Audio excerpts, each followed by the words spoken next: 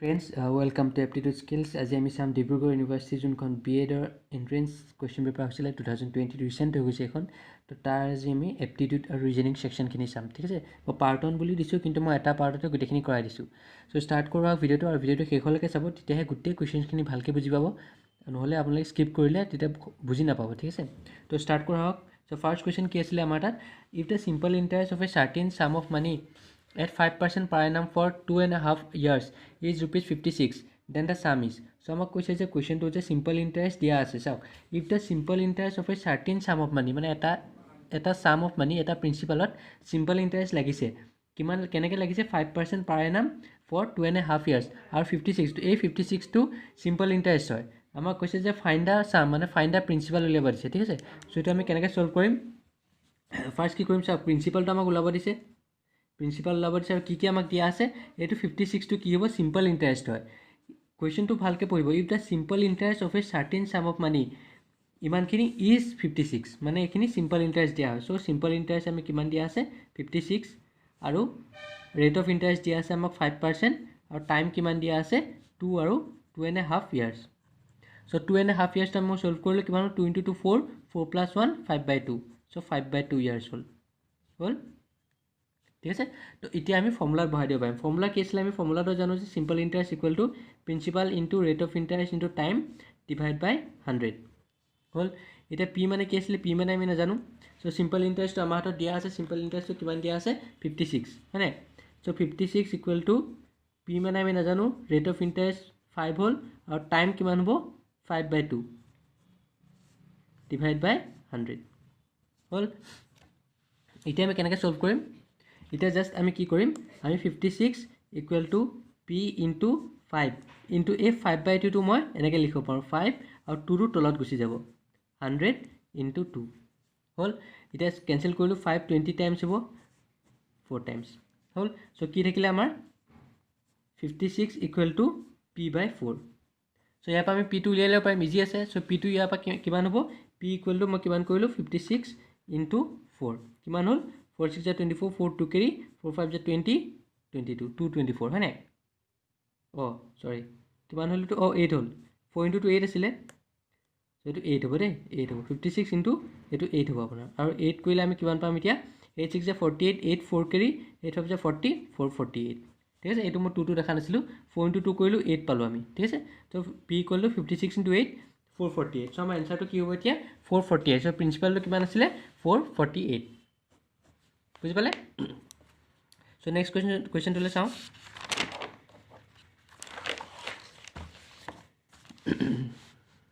if 700 is divided among a b and c so that a receives half as much as b and b receives half as much as c then b share is so আমাক কৈছে যে 700 to a b আৰু c মাজত divide কৰি দিয়া হৈছে কেনেকৈ divide কৰি দিয়া হৈছে যে a কিমান পালে a receive as half as much as b মানে a কিমান ৰিসিভ কৰিলে যে b আধাখিনি ৰিসিভ কৰিলে আৰু b এ কিমান ৰিসিভ কৰিলে c আধাখিনি এনেকৈ লিখিছে চাওক a ৰিসিভ কৰিলে কিমান ৰিসিভ কৰিলে হাফ as much as মানে হাফ as much as মানে আধাখিনি as much as b a receive কৰিলে আধাখিনি কিহৰ হ'ব as much as b আধাখিনি b হ'ব তেনেকৈ b এ ৰিসিভ কৰিলে কিমান ৰিসিভ কৰিলে আধাখিনি কাৰ হ'ব as much as c মানে আধাখিনি c হ'ব বুজি পালে সো এতিয়া আমাক কি কৈছে a কিমান ৰিসিভ কৰিলে ধৰি লওক a ৰিসিভ কৰিছে আধাখিনি কাৰ হ'ব b আৰু b এ কেনেকৈ কিমান ৰিসিভ কৰিলে b এ ৰিসিভ কৰিলে আধাখিনি কাৰ হ'ব as much as c মানে c আধাখিনি হ'ব ঠিক আছে আৰু আমি জানো যে এই 700 টো কাৰ মাজত ডিভাইড কৰিছে a b আৰু c মানে গোটেইকেইটা যদি মই প্লাস কৰো গোটেইকেইটাৰ শেয়াৰ যদি মই প্লাস কৰো এই 700 পাম কাৰণ 700 টো হে ডিভাইড কৰিছে a b আৰু c মাজত সো গোটেইখিনিৰ যদি a square plus b square plus c square গোটেইকেইটাৰ শেয়াৰ যদি মই প্লাস কৰো মই 700 পাম ঠিক আছে সো আমাক লাগে কি আমাক 20 শেয়াৰটো লাগে হয় নাই সো আমি গোটেইখিনি b জায়গাত উলিয়াই লম এটো আমি কেনেকৈ লিখিব পাৰো 2b = c হয় নাই 2 টো ইফালে গুচি গ'ল ইনটু হৈ গ'ল 2 * b 2b = c হ'ল সো a ঠাইত মই কি লিখিলো হাফ b আৰু b ঠাইত মই b এ লিখিছো কাৰণ আমাক b ৰ শেয়াৰটো লাগে সো আমি b শেয়াৰটো b এ থৈছো c ঠাইত কি লিখিম মই 2b = 700 হ'ল এতিয়া মই এলচিএম লৈ লওঁ কিহৰ এলচিএম লওঁ এটো মই ভালকৈ লিখি দিছো 2b = 700 হ'ল এতিয়া মই এলচিএম লওঁ এই তিনটা এলচিএম কি আহিব 2 1 1 মানে 2 এ আহিব হয় নাই So here LCM কি হ'ব 2 2 into 1 1 1 into b b plus 1 into 2 2 2 into b b plus 1 into 2 2 2 into 2 4b. So এইটো কি হ'ব এতিয়া আমাৰ গোটেইকেইটা মই প্লাছ কৰি দিলোঁ 2b plus 4b 6b 6b plus b 7b হয় নাই 7b by 2 equal to 700 হ'ল তো এতিয়া মই কি হ'ব এইটো 7b equal to 700 into 2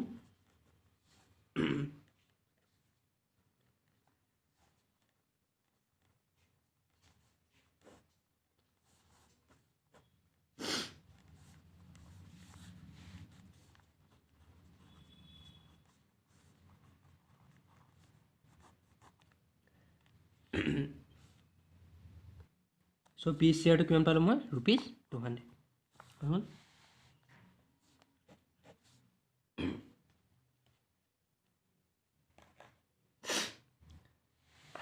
So next question to চাও কি দিয়া আছে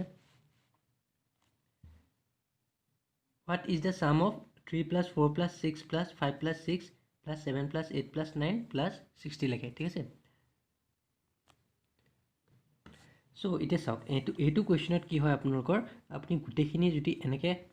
3 4 5 6 enake plus kori goi thikaman lage thik ase so yaru eta korar rule eta ase apnak bhalke aji bujai dim sai thakok so ami jano je sum of n natural number hane sum of n natural number kenake jano ami ki asile etu sum of n natural number 1 plus 2 plus 3 plus 4 plus plus n ইয়াৰ কিমান হ'ব so এখিনি যদি মই solve কৰো কিমান হ'ব মই ফৰ্মুলাটো মই জানো n n plus 1 divide by 2 হল এতিয়া চাব মই এইখিনি মই কেনেকৈ লিখিব পাৰিম এতিয়া চাব 3 plus 4 plus 5 plus 6 plus 7 plus 8 plus 9 plus 60 হল এইখিনি মই কেনেকৈ লিখিম এতিয়া চাব 1 পৰা ইয়াত 3 পৰা বিগিন হৈছে হয় নাই 3 পৰা বিগিন হৈছে আৰু 60 ত এন্ড কৰিছে মানে মই কিনে এনেকৈ লিখিব পাৰো নে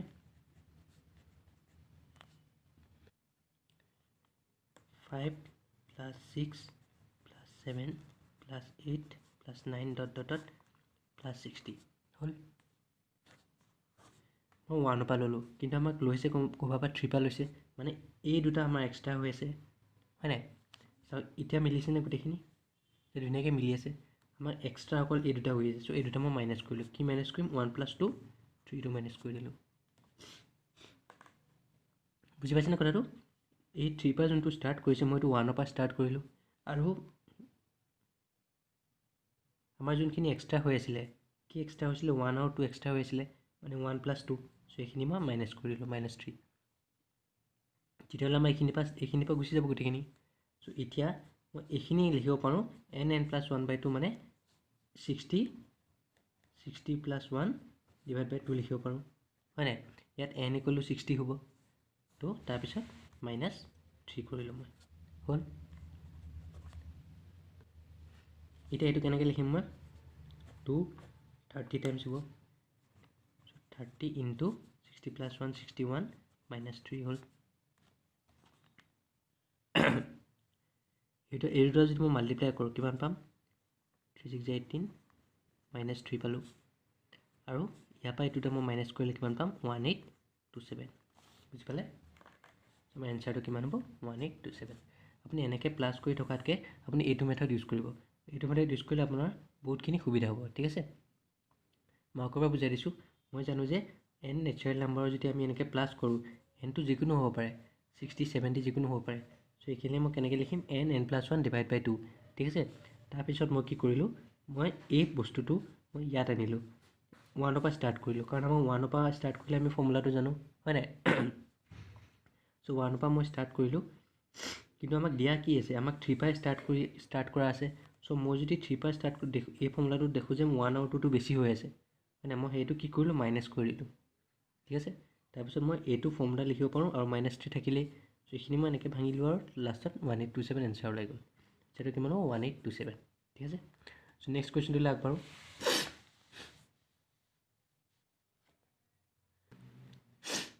The average age of 50 students in a school bus is 20 years. When the age of conductor is included, the average age is increased by 1 year. The age of conductor is. So আমি জানো যে এভাৰেজৰ অংক হয় এইটো, মানে ইয়াত কৈছে যে এভাৰেজ এজ অফ 50টা ষ্টুডেণ্টৰ এভাৰেজ এজটো কিমান হয় 20 হয়, আৰু যদি আমি কণ্ডাক্টৰ এজটো মিলাওঁ তে এভাৰেজ এজটো কিমান হ'ব ইনক্ৰিজ হৈ যাব, মানে 20 ইয়াৰ্ছ আছিলে 20 + 1 21 ইয়াৰ্ছ হ'ল। তো আমি এভাৰেজৰ ফৰ্মুলাটো আমি জানো হয় নাই।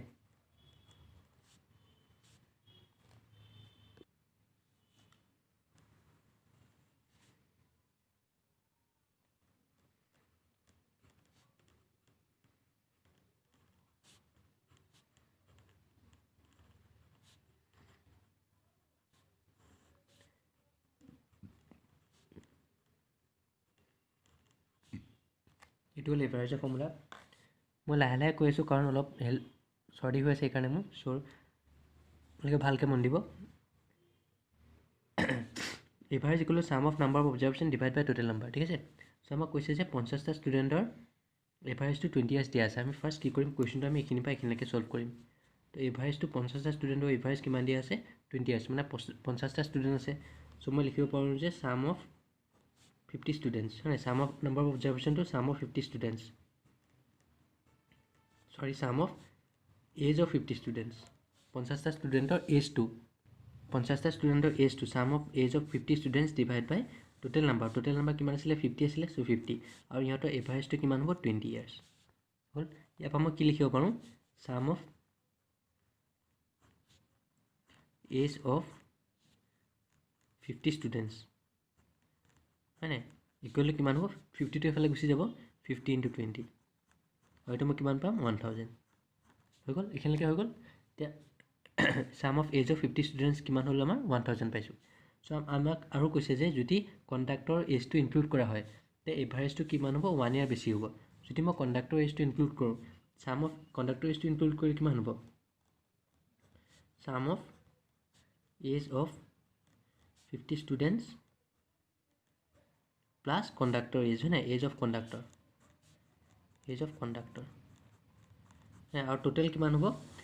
টোটেলটো ইয়াত 50টা ষ্টুডেণ্ট আছিলে আৰু এটা আমি কণ্ডাক্টৰ এজটো লৈ ল'লোঁ, মানে 50 + 1 51, আৰু এজটো আমাক কি কৈছে যে এভাৰেজটো কিমান হ'ব ইনক্ৰিজ বাই 1 ইয়াৰ। আগতে এভাৰেজ কিমান আছিলে 20, এতিয়া 1 ইয়াৰ ইনক্ৰিজ কৰি দিলে কিমান হ'ব 21 ইয়াৰ্ছ হ'ল। এতিয়া আমাক কি লাগে, আমাক এজ অফ কণ্ডাক্টৰটো লাগে। Sum of age of 50 student আমিতো ওলাই থৈছোঁ, sum of age of 50 student কিমান হ'ল 1000 লিখিলোঁ, plus age of conductor divide by 51 equal to 21 হ'ল। এতিয়া এজ অফ কণ্ডাক্টৰটো কেনেকৈ লিখিম আমি, 1000 51 ইফালে লৈ গ'লোঁ, plus age of conductor equal to 21 × 51 হৈ গ'ল। মাল্টিপ্লাই কৰি দিম এতিয়া। চ' এইটো কিমান হ'ব এতিয়া, এইটো 21 × 51 কৰিলে কিমান পাম আমি, মই ইয়াতে কৈছোঁ 21 × 51 1 2 5 1 5 10 1071 হ'ল। এতিয়া এজ অফ কণ্ডাক্টৰটো কিমান হ'ব, এজ অফ কণ্ডাক্টৰ কিমান হ'ব এতিয়া 1071 মাইনাছ 1000 কৰি দিলে হ'ব, কাৰণ প্লাছ এইফালে গ'লে কিবা মাইনাছ হৈ যাব -1000, চ' কিমান পাম আমি 71 ইয়াৰ্ছ। চ' কিমান পালোঁ এতিয়া 71 ইয়াৰ্ছ। চ' আমাৰ এনচাৰটো কিমান হ'ব 71। বুজি পালে নে কি কৰিলোঁ, ফাৰ্ষ্ট টাইম আমি কি কৰিলোঁ, sum of age of 50 student in school is 20 years দিয়া আছে, so' sum of age of 50 student by 50 = 20 হ'ব হয় নাই। তেনেকৈ আমি sum of age of 50 students উলিয়াই লৈছোঁ, মানে 50টা ষ্টুডেণ্টৰ যিমান এজ আছে গোটেইখিনি প্লাছ কৰিলে আমি কিমান পাম 1000, সেইটোৱে হয়। বুজি পালে, তেনেকৈ আমি এতিয়া আমাক কৈছে যে এজ অফ কণ্ডাক্টৰটো আমি ইনক্লুড কৰিব দিছে। যেতিয়া আমি এজ অফ কণ্ডাক্টৰ ইনক্লুড কৰোঁ তেতিয়া আমাক এজটো 1 বছৰ বাঢ়ি যায় এভাৰেজটো। তো এভাৰেজ কিমান হ'ব, average sum of age of 50 student plus age of conductor, মানে এভাৰেজ অফ কুৱেশ্যনটো দিয়া আছে যে এভাৰেজ অফ 51 মানে 50 student plus 1 conductor equal to 21। বুজি পালে নাই, চ' এভাৰেজ কৈছে মানে 50টা ষ্টুডেণ্টৰ এভাৰেজ আৰু এটা কণ্ডাক্টৰ যদি আমি এজটো গোটেইখিনি টোটেল হ'ব আপোনাৰ 21, ঠিক আছে। যেতিয়া আমি কণ্ডাক্টৰ এজটো ইনক্লুড কৰোঁ তেতিয়া কিমান হ'ব, sum of age of 50 student plus age of conductor divide by 51 equal to 21 হ'ল। টোটেল নাম্বাৰ অফ ষ্টুডেণ্ট কিমান আছিলে, ইয়াত 50টা আছিলে কাৰণে 50টা দিলোঁ, ইয়াত কিমান হ'ল 50টা আছিলে আৰু এটা কণ্ডাক্টৰটো ইনক্লুড কৰিলোঁ, মানে 50 + 1 51, চ' টোটেলটো 51 হ'ল। চ' এইটো তাৰপৰা আমি এজ অফ কণ্ডাক্টত ওলাই লৈ কিমান পালোঁ 71 years বুজি পালে ইয়াত কি দি আছে নেক্সট কুৱেশ্যনটো চাওঁ the sum of digit of a 2 digit number is 6 on reversing is digits the new number is 18 less than the original number the number is so' মোৰ যেতিয়া আগৰ ভিডিঅ'খিনি আপোনালোকে চাইছে তাত গোটেই যিমান কুৱেশ্যনছ মই আজি কৰাম গোটেইখিনি তেনেকুৱা কুৱেশ্যনছ কৰাই দিয়া হৈছে চ' যদি আপোনালোকে ভালকৈ চাইছে ভিডিঅ'বোৰ আগৰ ভিডিঅ'বোৰ যোনবিলাক মই কৰাই আছোঁ চ' সেইবোৰ ভিডিঅ' যদি চাইছে আপোনালোকে এপ্টিটিউড এণ্ড ৰিজনিংখিনি গোটেইখিনি কৰিব পাৰিছে ঠিক আছে তো চাওক আমাক কৈছে যে সাম অফ ডিজিট 2 digit নাম্বাৰ দুটা 2 digit নাম্বাৰৰ যদি আমি ডিজিট কেইটা প্লাছ কৰোঁ আমি 6 পাম আৰু যদি আমি ডিজিট কেইটা ৰিভাৰ্চ কৰি দিওঁ তেতিয়া সেই নতুন নাম্বাৰটো কিমান হ'ব নতুন নাম্বাৰটো ডিজিট কেইটা ৰিভাৰ্চ কৰিলে দ্য নিউ নাম্বাৰ ইজ নতুন নাম্বাৰটো কিমান পাম আমি যে আগৰ নাম্বাৰটোতকৈ 18 কম হয় আমাক নতুন নাম্বাৰ ইজ উলিয়াব দিছে সেই 2 digit নাম্বাৰটো কি হয় চ' এতিয়া চাওক যেতিয়া আমাৰ 2 digit নাম্বাৰ দিয়া থাকে আমি 2 digit নাম্বাৰটো কি লওঁ 2 digit নাম্বাৰ 2 digit নাম্বাৰটো আমি লওঁ সদায় 10x + y কিয় লওঁ মই সেইটো কৈ দিম ধৰি লওক এনি 2 digit নাম্বাৰ লৈ লওক মানে 45 এইটো আমি কেনেকৈ লিখিব পাৰোঁ 4 × 10 + 5 হয় তেনেকৈ যদি লৈ লওঁ মই 56 আমি কেনেকৈ লিখিব পাৰোঁ 5 × 10 + 6 হয় নাই এই 10টো কমন হৈ আছেনে তেনেকৈ যদি মই 68 লৈ লওঁ 6 × 10 + 8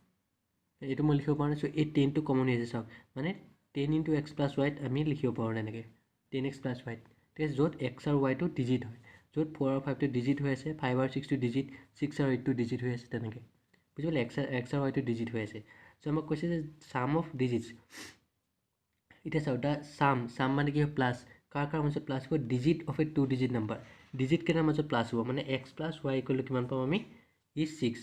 এইটো হ'ল এটা কুৱেশ্যন 1 দিলোঁ মই অন ৰিভাৰ্চিং দ্য ডিজিটছ আৰু যেতিয়া মই ডিজিট কেইটা ৰিভাৰ্চ কৰি দিওঁ নাম্বাৰটো তো ডিজিট কেইটা যদি মই ৰিভাৰ্চ কৰি দিওঁ কি হ'ব মোৰ 10 y + x হৈ যাব হয় নাই the new number is 18 less than the original number এতিয়া কি হ'ব যেতিয়া মই ডিজিট কেইটা ৰিভাৰ্চ কৰি দিওঁ আৰু ৰিভাৰ্চ কৰি দিয়াৰ লগে লগে ৰিজাল্টটো মই কি পাম যে আগৰ নাম্বাৰটো যোনটো আছিলে 10x + y আছিলে এইটোতকৈ 18 কম হ'ব এইটো হ'ল বুজি পালে তো এতিয়া মই কি কৰিম এতিয়া জাষ্ট এইটো ইফালে লৈ যাওঁ মই এক্সটো ইফালে লৈ গ'লোঁ কি হ'ল 10x - x আৰু প্লাছ y আছিলে 10y টো ইফালে লৈ গ'লে -10y 18টো মই ইফালে লৈ গ'লোঁ = 18 মই এটা ষ্টেপতে কৰি দিছোঁ তো 10x - x 9x হ'ল তো -9y = 18 হ'ল হৈ গ'ল এতিয়া মই 9 এটা পৰা কমন ল'ব পাৰোঁ 9 যদি মই কমন লওঁ x - y = 18 হ'ল তো x - y = কিমান পাম মই 18 / 9 কিমান পালোঁ 9 2 টাইমছ তো x - y = 2 পালোঁ মই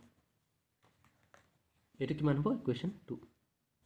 এতিয়া মই 1 আৰু 2 যদি মই প্লাছ কৰোঁ 1 আৰু 2 আমাক কি লাগে আমাক নাম্বাৰটোহে লাগে আৰু নাম্বাৰটো উলিয়াবলৈ আমাক কি লাগিব x আৰু y কেইটা লাগিব চ' 1 + 2 যদি মই কৰোঁ কিমান পাম মই 1ত কি আছিলে x + y প্লাছ 2ত কি আছিলে x - y আৰু 1ত কি আছিলে 6 প্লাছ 2ত কি আছিলে 2 হ'ল ইয়াত y কেঞ্চেল হ'ল x + x 2x হ'ল = 8 হ'ল আৰু x = মই কিমান পাম 8/2 কিমান হ'ল 4 টাইমছ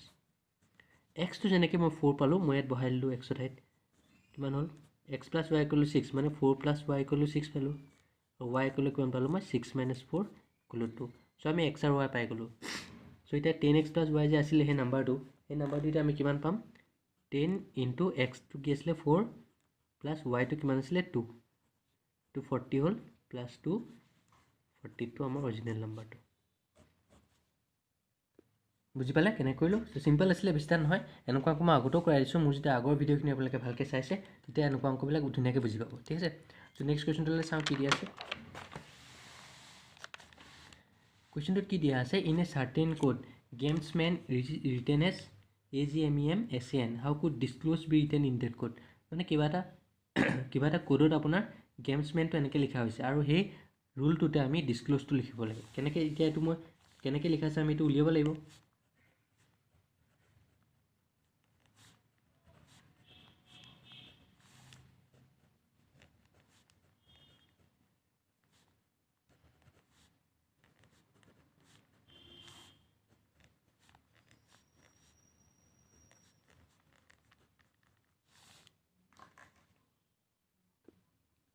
চাওক এতিয়া ইয়াত চাওক কৈছোঁ ইয়াত যদি মই মন কৰোঁ এইটো উল্টা হৈ আছে হয় নাই এইটো ইফালে গৈ আছে আৰু এইটো ইফালে গৈ আছে ঠিক আছে তেনেকৈ চাওক আপোনাৰ এইটো ইফালে গৈ আছে আৰু এইটো ইফালে গৈ আছে মানে কি হৈ আছে আপোনাৰ প্ৰথম দুটা ৰিভাৰ্চ হৈ গৈ আছে আৰু নেক্সট দুটা এইকেইটা একেই আছে তেনেকৈ আকৌ ৰিভাৰ্চ হৈ গৈছে আকৌ এই দুটা একেই আছে বুজি পালেনে কথাটো দেখিছে কেনেকৈ গৈছে চ' এইটো মই এতিয়া কি কৰিব পাৰোঁ মই এইটো উল্টা কৰি দিব পাৰোঁ আই আৰু ডি মই একে এনেকৈ উল্টা কৰি দিলোঁ আৰু এছ আৰু চি কেইটা একেই থাকিলে তেনেকৈ আকৌ এই দুটা মই উল্টা কৰি দিলোঁ অ' আৰু এল আকৌ এইকেইটা একেই থাকিলে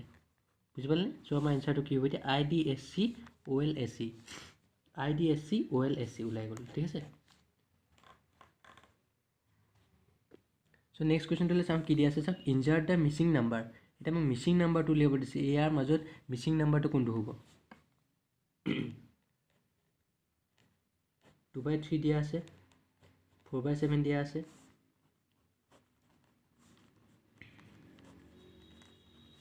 মানে আমাক এইটো নাম্বাৰ লাগে ঠিক আছে এই নাম্বাৰটো লাগে নৰ্মেলি আমাৰ এনেকুৱা যেতিয়া দিয়া থাকে আমি কি কৰোঁ আমি নিউমেৰেটৰকেইটা মিলাওঁ আৰু ডিন'মিনেটৰকেইটা মিলাওঁ নিউমেৰেটৰকেইটা যেতিয়া আমি মিলাওঁ চাওক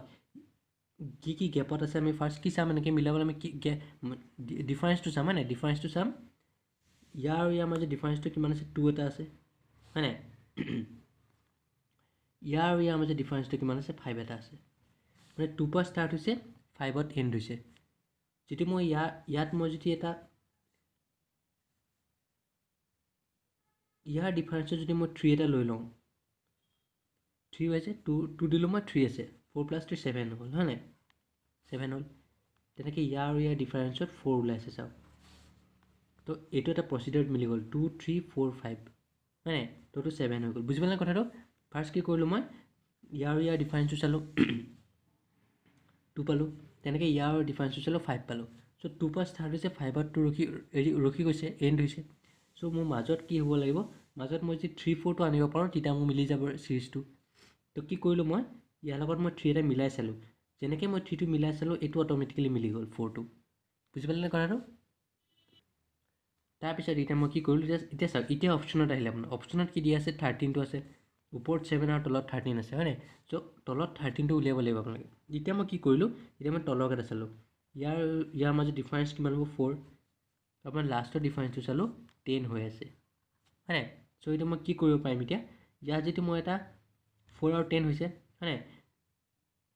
6 8 দুটা মিলাব লাগিব 6 আৰু 8 আনিব পাৰিলে হয় যদি মই 4 5 6 7 হ'ব লাগিব হ'ব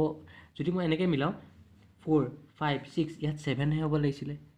বুজি পালে কথাটো কিন্তু ইয়াত 10 আছে চ' মই যদি মিলাওঁ 4 + 6 8 10 তেনেকৈ মিলি আছে চ' ইয়াৰ লগত মই এটা +2 কৰিলোঁ কিমান হ'ল ইয়াত 6 হয় নাই বুজি পালে কথাটো কি কৰিছোঁ মই ফাৰ্ষ্ট চাওক মই 7ৰ পৰা 3 মাইনাছ কৰিলোঁ 4 হ'ল আৰু ইয়াৰ পৰা এইটো ডিফাৰেঞ্চটো 10 হৈ আছে ঠিক আছে যেনেকৈ ইয়াত যেনেকৈ মই মিলাইছিলোঁ 2 3 4 5 ইয়াত যদি মই মিলাওঁ 4 5 6 7 এই লাষ্টটো 7 হ'ব লাগিছিলে তেতিয়াহে মিলিব কিন্তু ইয়াতো 10 আছে চ' মই কি কৰিলোঁ মই 2 এটা ডিফাৰেঞ্চ দিলোঁ মানে 4 ইয়াত আছে 6 আছে 8 আছে 10 যদি 8 মই 6 আৰু 8 মিলাব পাৰোঁ তেতিয়া ধুনীয়াকৈ মিলি যাব চিৰিজটো 2 গেপত মিলি যাব হয় নাই তো 4 6 মিলালোঁ 7 + 6 কিমান হ'ল 13 যদি মই 13টো ইয়াত দিওঁ ইয়াত কিমান হ'ব এতিয়া ইয়াৰ আৰু ইয়াৰ মাজৰ গেপটো কিমান হ'ব 8 আহি আছে চাওক দুইটা মিলি গ'ল আপোনাৰ 4 6 8 10 মানে 7/13টো আপোনাৰ ৰাইট এনচাৰ হৈ আছে বুজি পালে কেনেকৈ কৰিলোঁ বুজি পালে নে কেনেকৈ কৰিলোঁ তেনেকৈ চ' 7/13 হ'ব আমাৰ ৰাইট এনচাৰটো তেনেকৈ আপুনি মিলাব চেষ্টা কৰিব ঠিক আছে নেক্সট কুৱেশ্যনটোলৈ চাওঁ কি দিয়া আছে if 7 star 3 has 8 stands for 80 then 8 has 2 star 9 is so আমাক কৈছে যে 80 হ'ব হয় নাই তো মানে কৈছে এইকেইটা আমাৰ ভেলিউ নাজানো এই দুটা মই ভেলিউ নাজানো এই দুটা আপোনাৰ কি হ'ব পাৰে plus minus divide into G হ'ব পাৰে আপোনাৰ ঠিক আছে কিন্তু এই গোটেইটো আমি ছল্ভ কৰিবলৈ আমি এইকেইটা প্লাছ মাইনাছ ইনটু ডিভাইড জি দি পেলাই মই 80 উলিয়াব লাগিব মাজে বুজি পাইছে কথাটো বুজি পাইছে মই এইকেইটা এই ষ্টাৰ আৰু এই হাইফেনডালত মই জি টি দিব লাগিব মানে প্লাছ মাইনাছ ইনটু ডিভাইড কিবা এটা দি পেলাই এই দুইটাতে কিবা এটা দি পেলাই মই 80 উলিয়াব লাগিব কেনেকৈ দিম এতিয়া চাব মই যদি ইয়াতে প্লাছ এটা দি চাওঁ ফাৰ্ষ্ট প্লাছ যদি মই দি চাওঁ 7 + 3 80 ওলাবলৈ ইয়াত এইটো কিমান হ'ল 7 + 3 10 × 8 হয় নাই সো এতিয়া আমি 80 পাম যদি মই প্লাস এটা দি দিওঁ আৰু এইটো ঠাইত যদি মই ইনটু দিওঁ তেতিয়া আমি 7 + 3 10 10 × 8 80 পাই আছোঁ হয় নাই তেনেকৈ মানে এইটো ঠাইত মই প্লাস দিব লাগিব এইটো ঠাইত ইনটু দিব লাগিব বুজি পালে কথাটো যদি মই মাইনাস দিলোঁ 7 - 3 × 8 দিলোঁ মই কিমান হ'ল 4 × 8 32 নহ'ব নিমিলে তেনেকৈ ইনটু দিলেও নিমিলে হয় নাই বুজি পাইছে কথাটো সো প্লাস আৰু ইনটুতে মিলিব যদি ইয়াত যদি প্লাস হয় ইয়াত প্লাস হ'লে কি হ'ব 7 + 3 10 10 × 8 80 মিলি আছে তেনেকৈ আমি 80 উলিয়াব লাগিব এতিয়া আমি গম পালোঁ যে হাইফেনডালত কি হ'ব ইনটু হাইফেনডাল মানে ইনটু হ'ব আৰু ষ্টাৰটো মানে প্লাস হ'ব বুজি পালে 8 × 2 কিমান হ'ল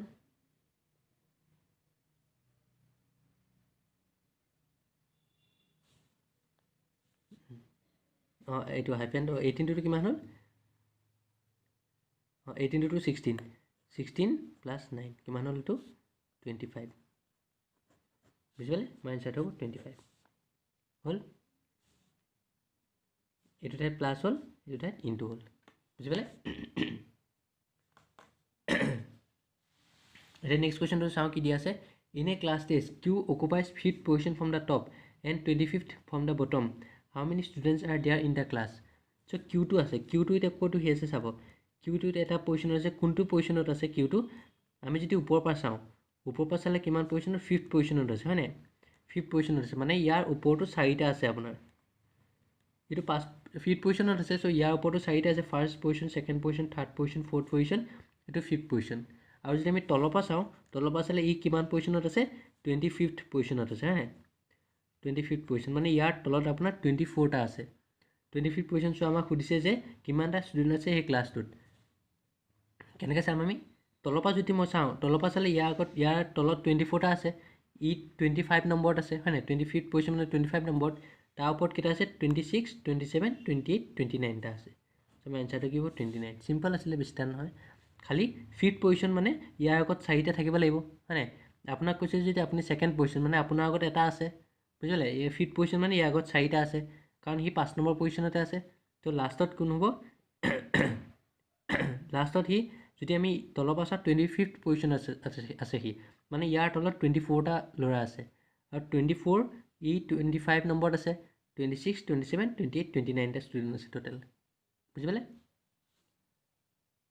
এইটো কুৱেশ্যন চাওক এইটো কুৱেশ্যন কি দিয়া আছে if air is call green green is call red red is call sea sea is call blue blue is call water and water is call pink then what is the colour of grass এতিয়া colour of grass কি আছিলে blue কি green তো আপুনি green মাৰি থৈ নাহিব আকৌ কালাৰ অফ গ্ৰাছ আছিলে গ্ৰীণ ঠিক আছে আমি গ্ৰীণ জানো কিন্তু কুৱেশ্যনটোত গ্ৰীণ মানে কি আছিলে গ্ৰীণ ইজ কল ৰেড চ' আমাৰ এনচাৰটো কি হ'ব ৰেড হ'ব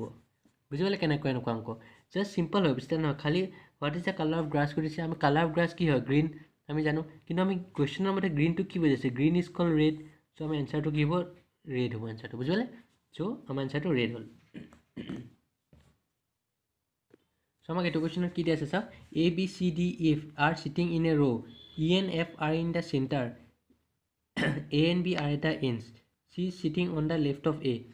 হু is sitting 3 places on the right of T so' row' এটাত আছিলে 5টা বহি আছে ৰ' এটাত 5টা ৰ' এটাত বহি আছে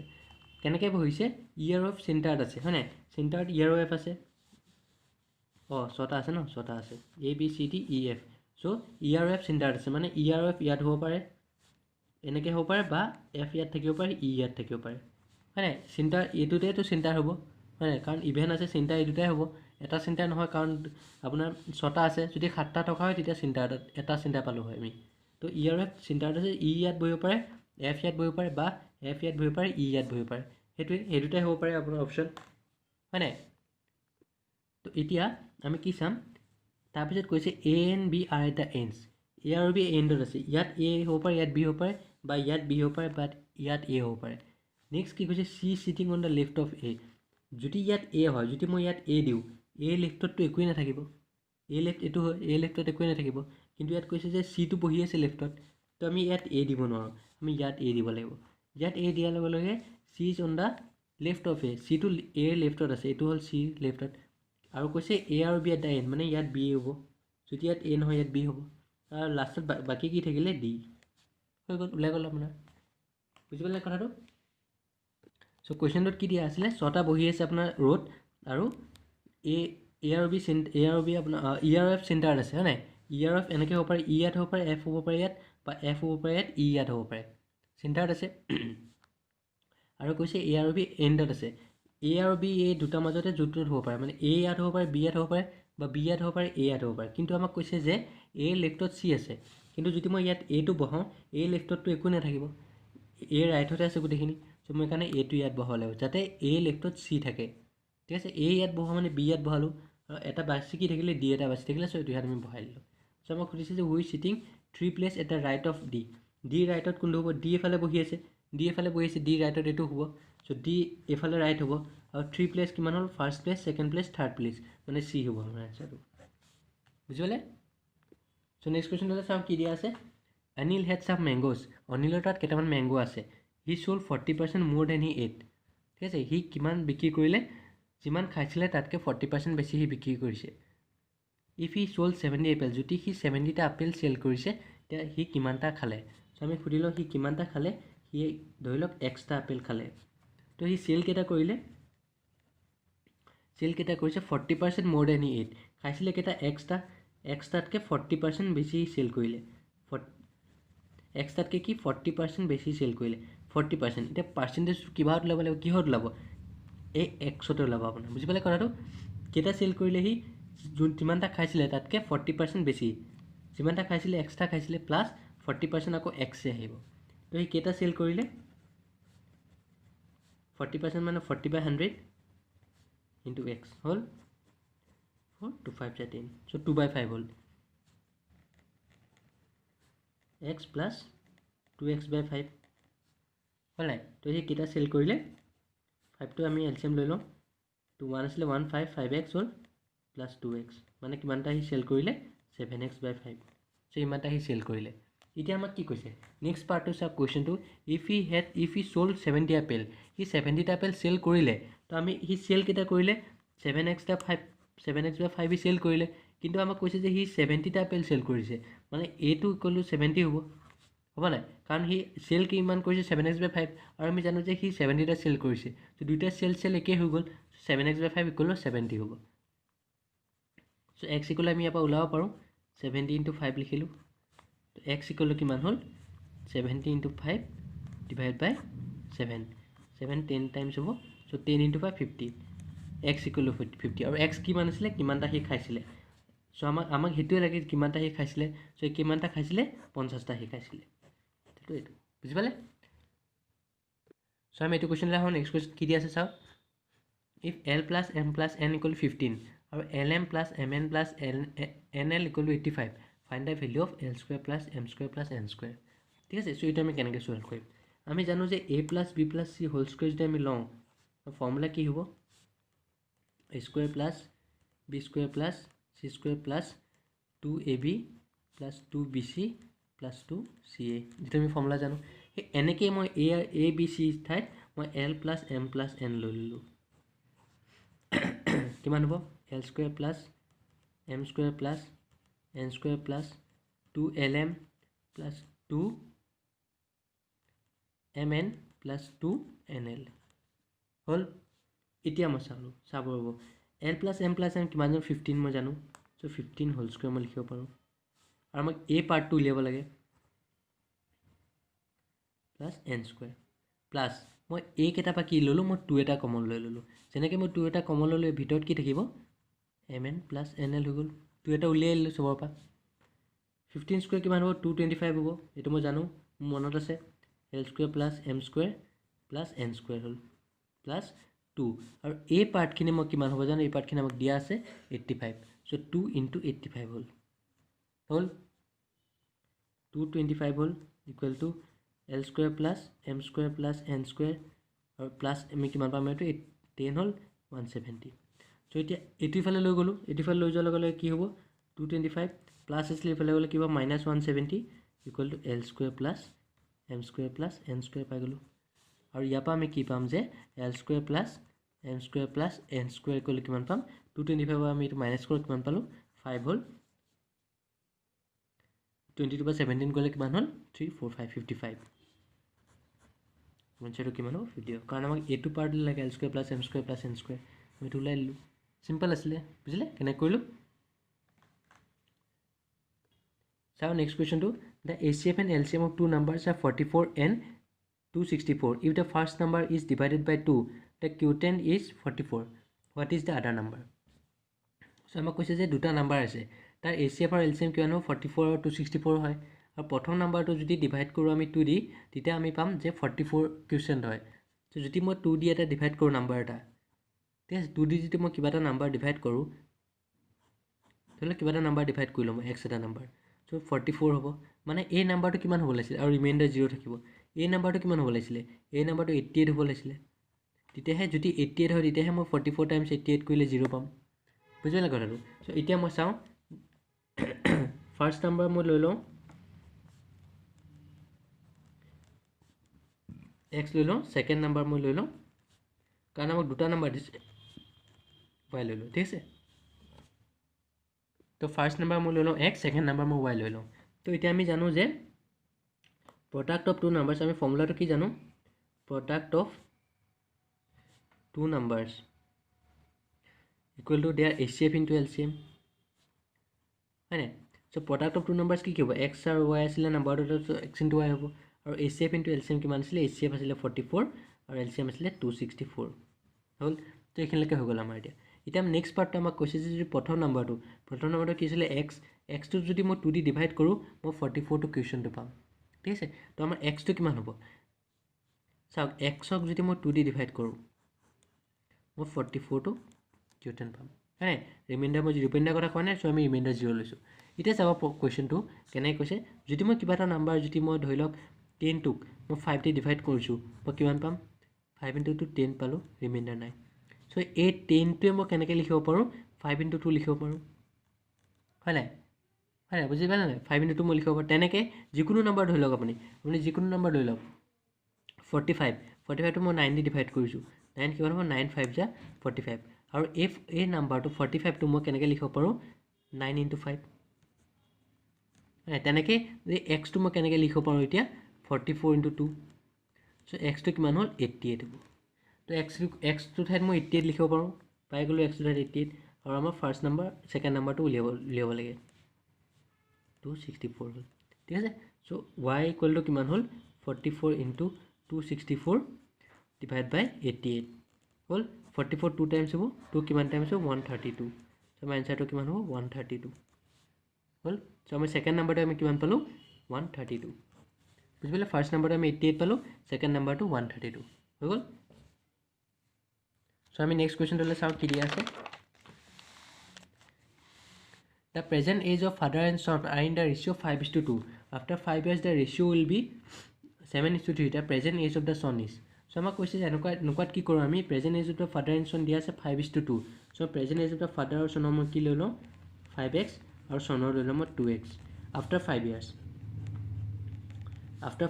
কথা কৈছে after 5 years of father is কিমান হ'ব after হ'লে প্লাছ হ'ব 5x plus 5 years কাৰণে 5 দিলোঁ আৰু sonৰ is কিমান হ'ব 2x plus 5 so after 5 years ইহঁতৰ ৰেশিও কিমান হ'ব 7/3 মানে 5x plus 5 divided by 2x plus 5 equal to 7/3 হ'ল এটা মই ক্ৰছ মাল্টিপ্লাই কৰোঁ ক্ৰছ মাল্টিপ্লাই কৰিলে কিমান হ'ব 3 into 5x plus 5 হ'ল equal to 7 into 2x plus 5 হ'ল এটা মই এইটো সলভ কৰিলোঁ 15x হ'ল plus 15 আৰু এইটো কিমান হ'ব 7 into 2 14x plus 7 into 5 35 হ'ল x কেটা মই ইফালে লৈ গ'লোঁ আৰু নাম্বাৰ কেটা মই ইফালে লৈ যাম -14x equal to 35 minus 15 হ'ল আৰু x equal to কিমান পালোঁ মই 20 পালোঁ হ'ল যেতিয়া মই x equal to 20 পালোঁ সো ফাদাৰৰ প্ৰেজেন্ট এজটো কিমান লৈছিলোঁ মই 5x লৈছিলোঁ সো কিমান হ'ল 5 into 20 to 100 হয় নাই আৰু সনৰ এজটো মই কিমান লৈছিলোঁ 2x সনৰ এজটো কিমান হ'ব 2 into 20 40 years বুজি পালে আমাক সনৰ এজটো লাগে সনৰ এজটো কিমান পালোঁ মই 40 years হৈ গ'ল সিম্পল আছিলে সো নেক্সট কোৱেশ্চনটো চাওঁ কি দিয়া আছে 18 boys can do a work in 24 days in how many days can 27 boys do the same work ঠিক আছে সো এইটো মই কেনেকৈ লিখিব পাৰোঁ 18 boys 18 বয়সে কিমান টাইম লাগে 24 ডেজ লাগে 24 ডেজ লাগে যদি 18টা বয়সে 24 ডেজ লাগে আমাৰ এটা বয়স কিমান লাগিব 18টা বয়স 24 দিন লাগে কামটো কৰিবলৈ এটা বয়স আৰু এটাই কৰিলে টাইমটো বেছি লাগিব চ' কিমান হ'ব যেতিয়া আমি বেছি লাগে আমি মাল্টিপ্লাই কৰোঁ 24 × 18 ডেজ হ'ল যদি এটা ল'ৰাই ইমানখিনি টাইম লাগে তেতিয়া 27টা ল'ৰাই কৰিলে কিমান হ'ব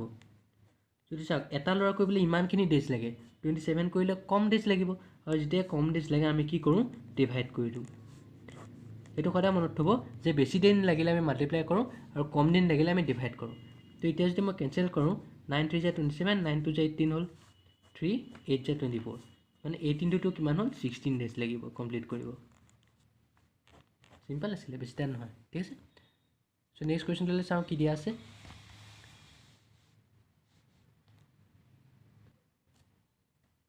ফাইণ্ড দ্য অড নাম্বাৰ মানে ইয়াত এটা অড ওৱান আছে যোনটো আমি এইটো বাহিৰ কৰিব লাগিব মানে সেই চিৰিজটোত নিমিলে চ' এইটো কেনেকৈ চাম আমি ফাৰ্ষ্ট আমি নাম্বাৰকেইটা লিখি লৈছোঁ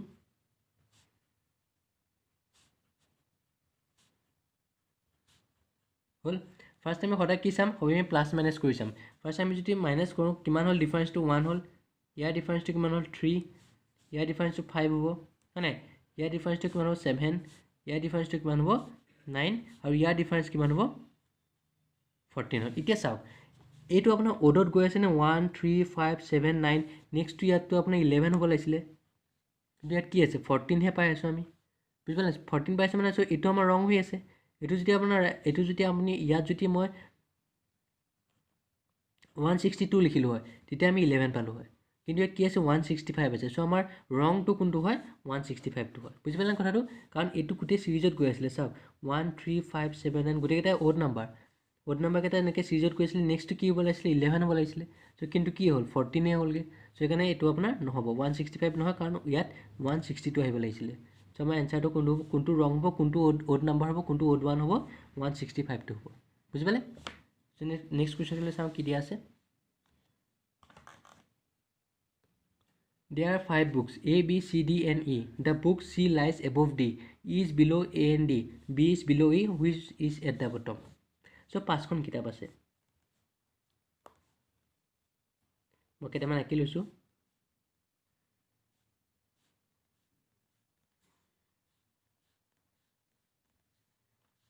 বুজাবলৈ ভাল হ'ব ঠিক আছে 5খন কিতাপ আছিলে the book C lies above D ডিৰ ওপৰত চি আছে ডিৰ ওপৰত চি কেতিয়া থাকিব যেতিয়া ডিটো ইয়াত চিটো ইয়াত থাকিব লাগিব এইটো এটা হ'ব পাৰে বা এইটো এটা হ'ব পাৰে হয়নে বা আপোনাৰ এইটো এটা হ'ব পাৰে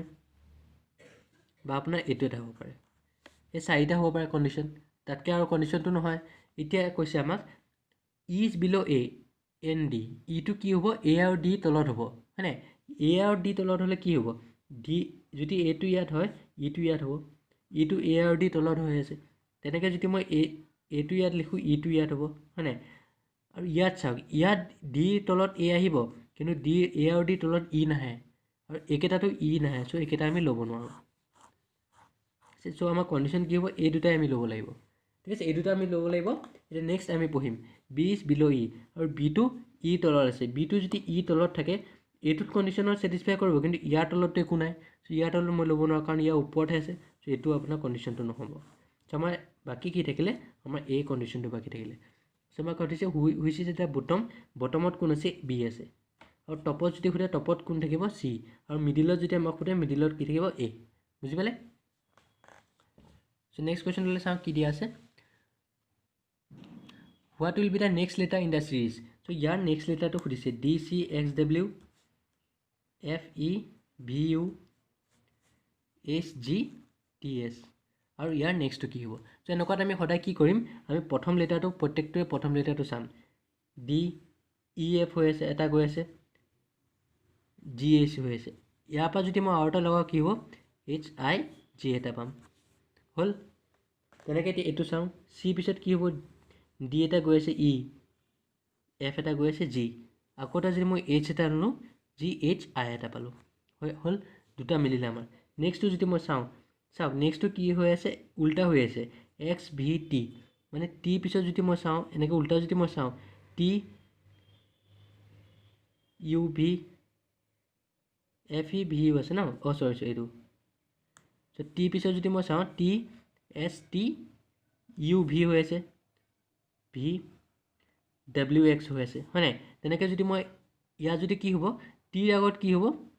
টিৰ আগত কি থাকিব লাগিব এটা আপোনাৰ কমন হেৰি থাকিব লাগিব এছ থাকিব লাগিব আৰ এটা হ'ব তেনেকৈ মিলিছে চাওক R S T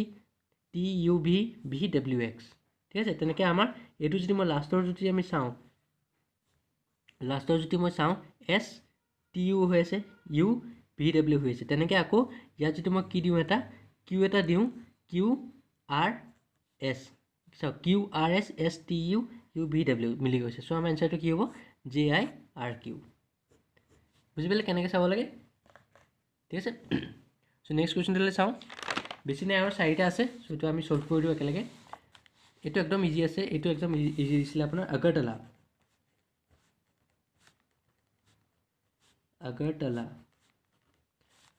is written as